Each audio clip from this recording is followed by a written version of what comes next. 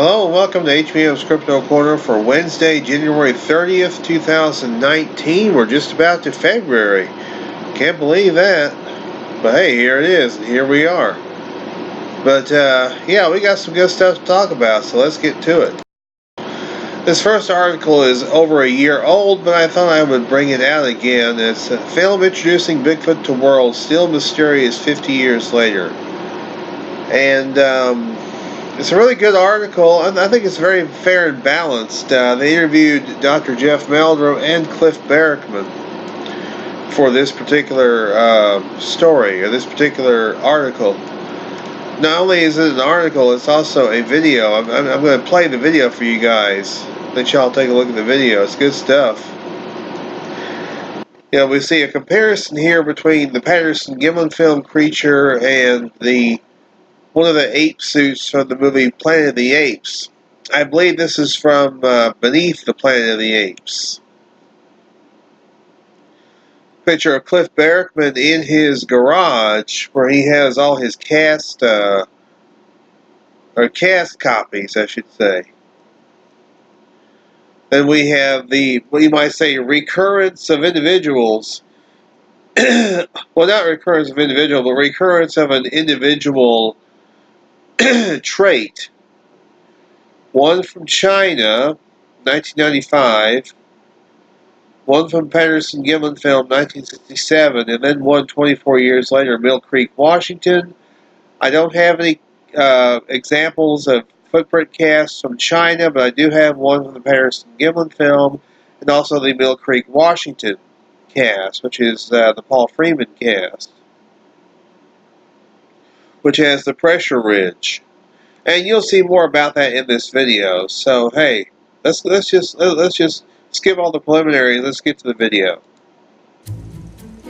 A half century ago, two former rodeo men went into the woods with a 16mm camera and stumbled on Bigfoot. When she's walking across a sandbar and spreads her arms out and looks at the camera, frame 352, that's become the Bigfoot icon for our culture.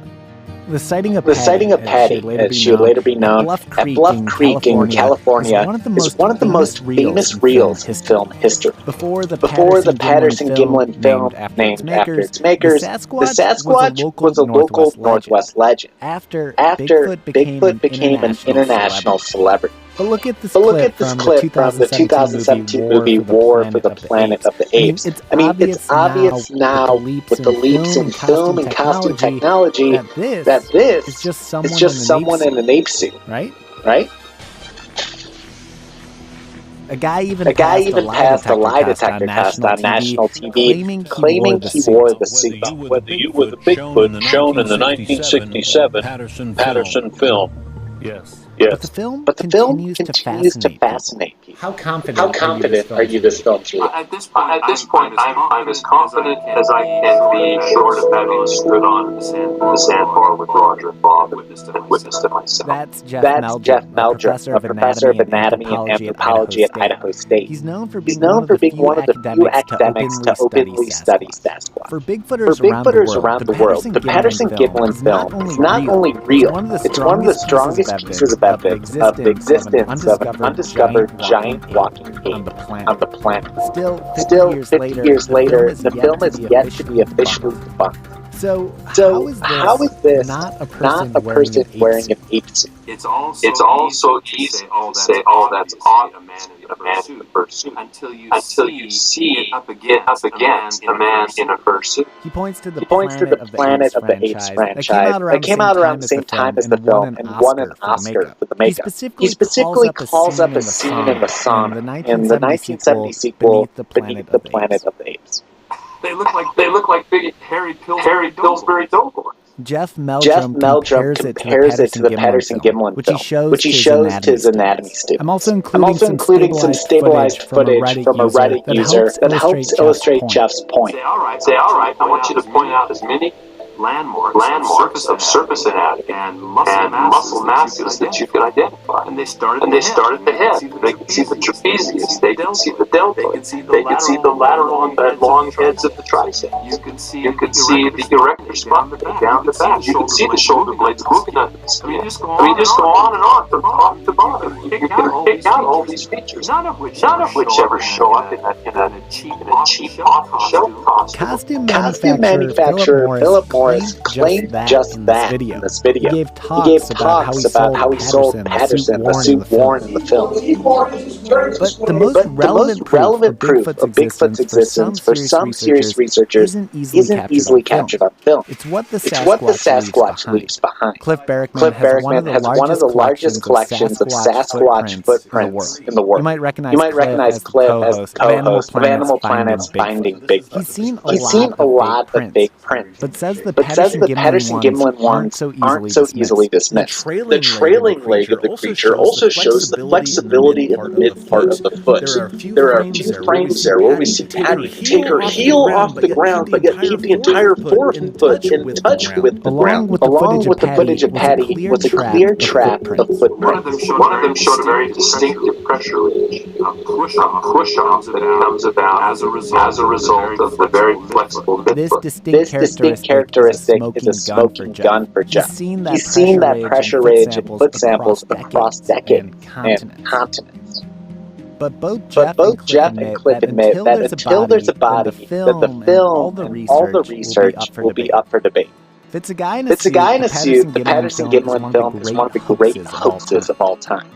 If it's not, the film would completely upend everything we understand about apes and evolution.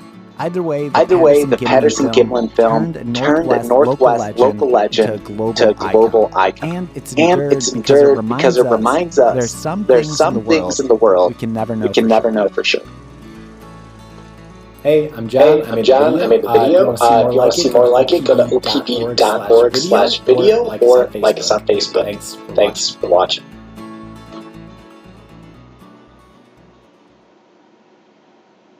And there you go. There's the video.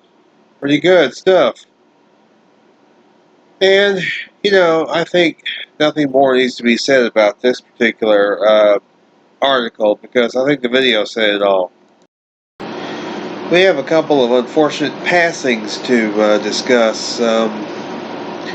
Bigfooter Ed Waterman unfortunately passed away about a week or so ago. And he apparently was in his vehicle, he was living in his vehicle, from what I understand, and may have, I don't know if he committed suicide or what happened. I'm not really 100% certain. But it's unfortunate to see that he's passed away. I mean, he did take photos which appeared to be of nothing more than stumps. But, I mean, I don't think it's helpful to bash the guy and say, oh, he only took pictures of stumps. I mean, bash him while he was alive, I mean. I don't mean as he's passed on. I mean, it's unfortunate when anybody passes. And it's unfortunate to see that this has occurred. We've had another passing also. Frank Calley also passed away. I had more contact with Frank than anybody else.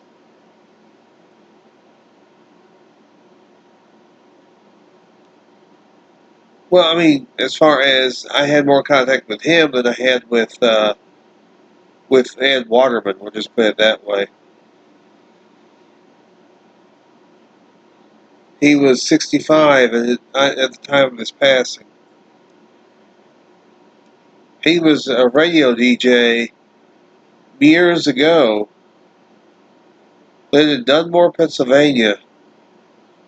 Used to live in Washington, D.C. So he retired from working for the United States government.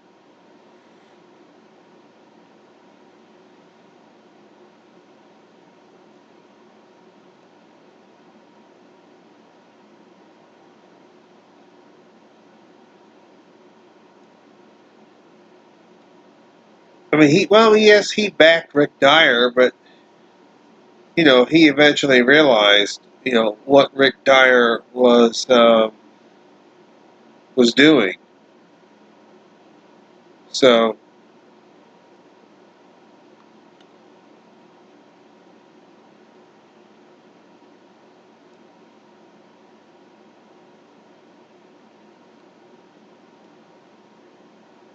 I mean, he was a nice guy. You know, I don't have any issues, never had any issues with him.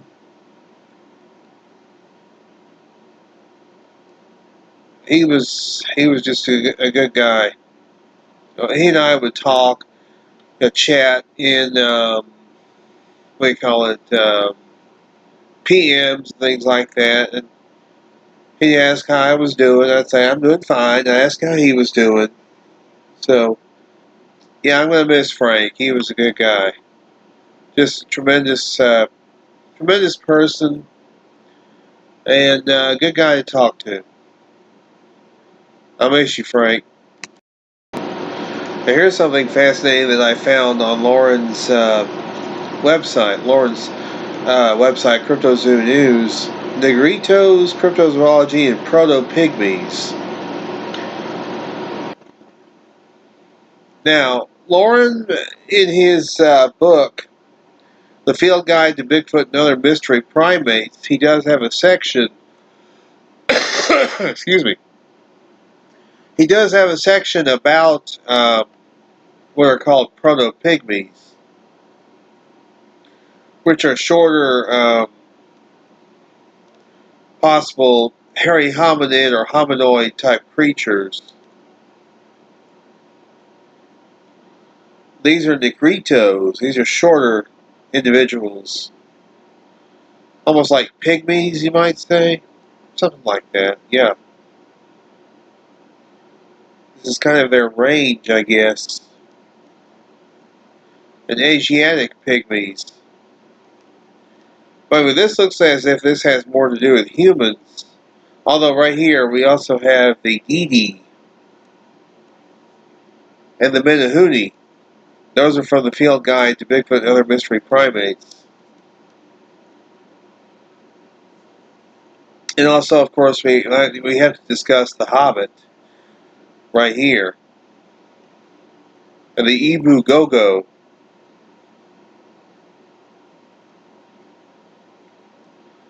And Ivan Sanderson also wrote about proto-pygmies in his book, classic book, Abominable Snowman Legend Come to Life.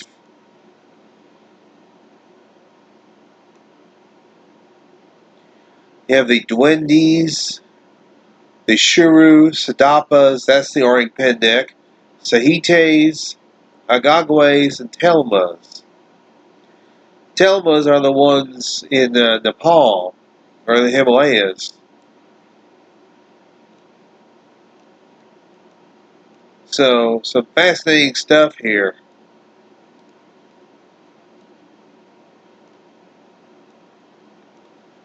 It's a good article. It's amazing to think that there may be shorter Sasquatch type creatures, and that's kind of what this article is kind of focusing on: is shorter humans and shorter Sasquatch type creatures. So, really fascinating, and I'm glad that Lauren is reporting on things like this. I think it's quite fascinating. Finally, oh my gosh, now here's something interesting. 1909 it started, the Jersey Devil. Now, when I lived in Pennsylvania in the late 70s, early 80s, I did hear about the Jersey Devil, because where we lived in Pennsylvania was not very far from the Pine Barrens. So I would hear about the Jersey Devil quite a bit when I lived there. And it scared the heck out of me. It did. I said, oh my goodness, what is the Jersey Devil? And I was told about it, and I read about it in it was a Reader's Digest volume called Strange Stories, Amazing Facts. And it was this creature, and there's a description of it. Here's the popular description of the Jersey Devil. Kind of a horse's head with cloven hooves, bat wings, a forked tail. Philadelphia Zoo reportedly offered $10,000 as a reward for the capture of the creature, if it indeed existed. Now, some of this may be, as we call it, fake news. And there was fake news way back then. Now look at this. Hoof prints could be seen in the snow in practically every block in Burlington City, creating a state bordering on panic, the story said. Now that was in New Jersey. Armed with shotguns, a party of farmers in Springfield Township followed the tracks for almost 4 miles until they mysteriously disappeared. Yeah, the Leeds Devil. Yeah, right here. Was reportedly the 13th child of a Mother Leeds who lived in the Pine Barrens in the 18th century. According to the legend, when Mother Leeds cursed the child's birth, he flew up the chimney to haunt the Pinelands for years to come. In one version, the Leeds Devil killed the midwife before flying away. Now, of course, that's popular legend. Story said a cross between a kangaroo and an Australian water bird called a kangawing. Supposedly, that one had been captured. Supposedly. I suspect fake news. A follow-up story that could have been written by Jeffries himself reported that thousands had turned out to see the fuming and fretting creature chained in a cage. Some newspapers, however, were not buying it, and instead reported that Leeds Devil was killed when his tail hit the electrified third rail of a train line in Gloucester County, disappearing in an explosion and left behind only a large patch of melted snow. Wow.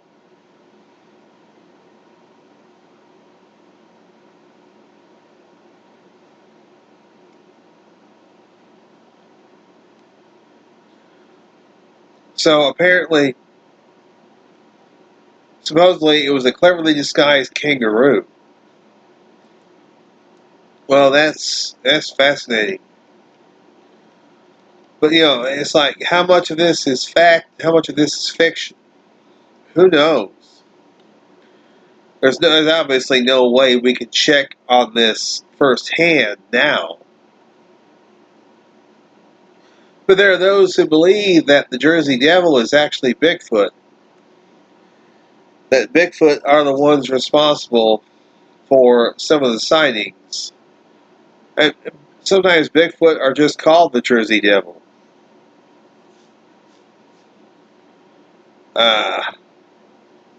I don't know. I would think, I still look at, of course, the classic description of the Jersey Devil, which is this. Wouldn't think it would apply to hairy hominids or hominoids. But there are those who call the Jersey Devil Sasquatch, or they call Sasquatch the Jersey Devil. So who knows? Anywho, that's going to do it for this week. Now, Bob Gimlin is going to be in Ohio on April 19th. They're going to be giving a dinner in his honor. And for those who are attending, it should be quite interesting. That'll actually be a week before Creekfoot. So, should be quite interesting. Should be quite fascinating for those who are going. I might be going to that. I don't know. I haven't decided yet as far as going to the Bob Gimlin dinner. I might be going. I haven't made a decision yet on it. Probably have to hurry to make a decision, though. I'll definitely be going to Creekfoot, I know that. So, hey, listen, Creekfoot, $8 a night for the cabin. And, you get to enjoy the great outdoors. You can't beat that deal with a stick. That's going to be the weekend of April 25th through the 28th. It's actually going to start on that Thursday, the 25th, at Beaver Creek State Park, east of Canton, Ohio. It should be a lot of fun. I can't wait. I can't wait for it. Looking forward to it. So anyway, that is going to do it for this week. Unless there's some late-breaking news, and I will, of course, be coming. I'll be coming on to discuss any late-breaking news. But other than that, that's going to do it for this week. Thanks, guys, for tuning in. And, I appreciate all my longtime viewers. You guys have really stuck in there and hung in there. Thank you. You guys know who you are. You know who you are. I restarted this as a vlog or video blog actually 4 years ago. And it's been a lot of fun. And I enjoy, putting out the news for you guys, the crypto news. So, hope you guys enjoy as much as I do, as much as I enjoy bringing this stuff to you. And hey, I like to give information to those who are interested in the cryptids.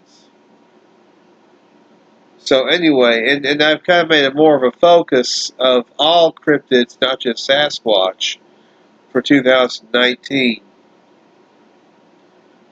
And I apologize that there hasn't been as much cryptid, overall cryptid news this week. I'll try and up my standards next week.